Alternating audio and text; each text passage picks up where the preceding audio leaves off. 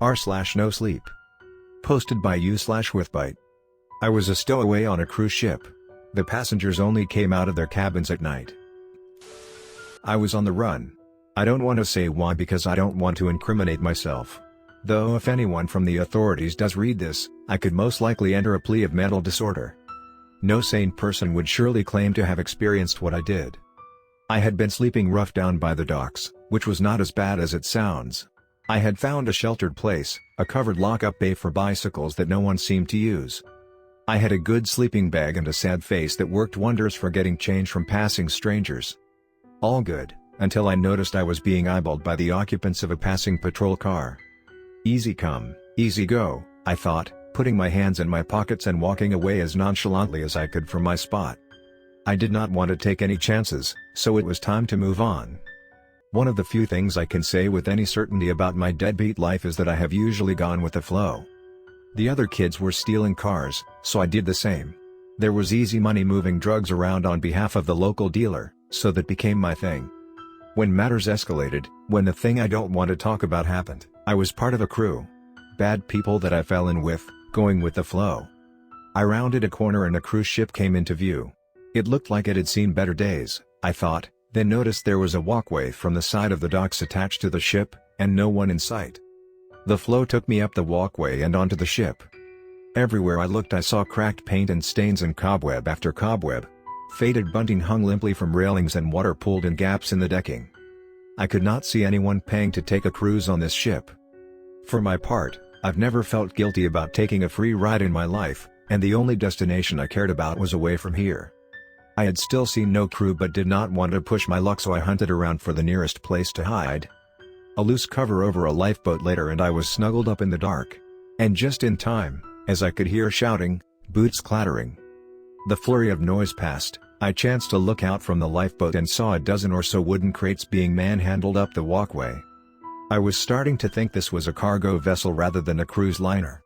Maybe once, 20 or more years ago, it had welcomed on board passengers for voyages of pampered luxury. Surely not now though. Then I heard new voices. Men talking animatedly and sounding like they were heading my way. I ducked back under cover and waited. Soon after I felt the ship rattle beneath me, felt as much as heard it creaking and groaning, and then with a worrying lurch it started moving. I started to relax. I had left one lot of troubles behind and the future was unwritten. It was not long though before my bladder ruined my sense of calm. I was bursting but did not want to go in the lifeboat as I had no idea how long I would need to hide out there, so, real cautious, real slow, I emerged onto the deck. I seemed to be alone. Relieved, I relieved myself. The deck on this part of the ship was empty apart from my lifeboat and a row of sun loungers. It had turned into a hot day and I would have loved to have settled into one but dared not risk it.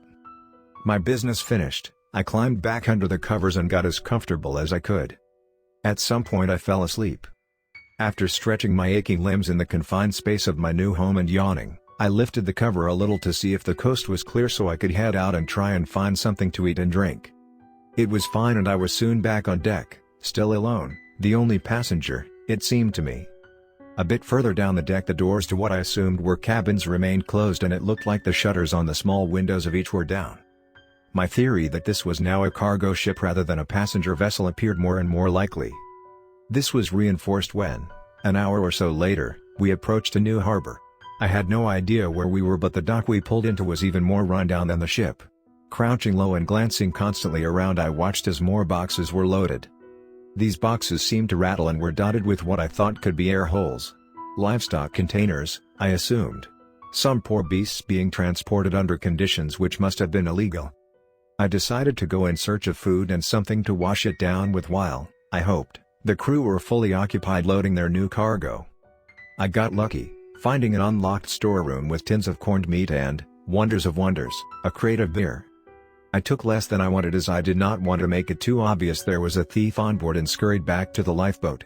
Filling my belly with salty, rubbery meat washed down with warm beer, it started to feel like a home from home. Until the cries began. At first I thought it was just the ship creaking, its old metal and wood protesting, but soon it became horribly clear they were the cries of living creatures. The livestock, it must have been. They almost sounded human. It was horrible. I wiped my face, feeling suddenly hot. Whether it was the hideous sounds or the warm beer and cold meat, my stomach lurched. I hurried back out onto the deck and leant over the side of the ship where I was violently sick. I stood there gasping and shivering. Night was falling and I watched the last of the light slip away, thankful that the only sounds I could hear now were the of the ship and the water lapping at its hull, and then a click. I turned, saw it was one of the cabin doors opening. I swore to myself. There was no time to get back into the lifeboat, so I ducked under its prow and made myself as small as possible. A man emerged from the cabin. He wore a long black coat and moved with a slow, easy grace. He walked with a silver-handled cane, though for show rather than any need of it, I believed. Under the light of the stars and a quarter moon, his skin appeared pale. His head was shaven, with the intermingling lines of a tattoo reaching up one side of his face. The sight of him made me shiver and I tried to retreat further back under the lifeboat. As he began to promenade along the deck, more cabin doors opened and more figures stepped out. There were about a dozen that I could see. Each was draped in black. Their pale countenances were expressionless. Some appeared to be male, some female. All their heads were shaved. A variety of intricate facial tattoos seemed to be the only distinguishing marks. Not a word was said between them as they took in the night air. I watched entranced and unsettled in equal measure. There was something otherworldly about the passengers. Something which set my nerves on edge. I would have fled if I could, but as it was I had no choice but to cower in my hiding place and hope that none of them would spot me, even though their stroll along the decks was now taking them right past me. A new figure appeared. He was dressed in a white uniform and carried a tray holding narrow ornate glasses filled to the brim with a dark liquid. A companion followed in his wake. Together they began to move among the passengers, offering drinks which were eagerly taken. For all their strange appearance, the passengers had up to that point shown a degree of finesse. That seemed to be cast aside as they greedily swallowed down their drinks in one, then proceeded to lick the glasses with long, slim tongues that flickered out of lips stained dark red with the liquid. The passenger closest to me smiled, a tight, controlled movement. I felt sick when I saw his teeth, saw sharp, bestial tips. I closed my eyes. Like a child hiding from something that should have remained within its imagination, I could not see anymore without losing control. Hours later, a morning that I thought would never come crept into the sky and the deck was once more deserted. The passengers had returned to their cabins. I stayed in my hiding place and before long saw the crew carrying objects bundled inside tarpaulin onto deck. One by one they tossed their loads into the sea. It was the carcasses of the livestock, I thought, then glimpsed a hand in a gap in the tarpaulin shroud as it struck the gray ocean. A human hand. 10 loads in all were discarded. 10 bodies. They floated on the surface for a moment before slipping into the depths. There was no blood pooling on the surface. No sign of life. I thought of a creature that had also traveled by ship, from its ancient home to English shores. Of legends and myths. I thought of the cries I had heard, and cold fear passed through my body as the truth dawned on me. I thought of sly smiles and crimson-stained lips and razor-sharp teeth, of the hell which awaited me on this ship when night once more fell. I crouched there and wept. The sun was high overhead when my chance presented itself. We were once more approaching a dock. I saw crates lined up, waiting to be brought on board. Imagine glasses brimming, ready for the passengers to drink their fill. I took my chance and clambered up onto the side of the ship, then plummeted into the water. I made it. I am sitting on a beach now, sipping a cold drink.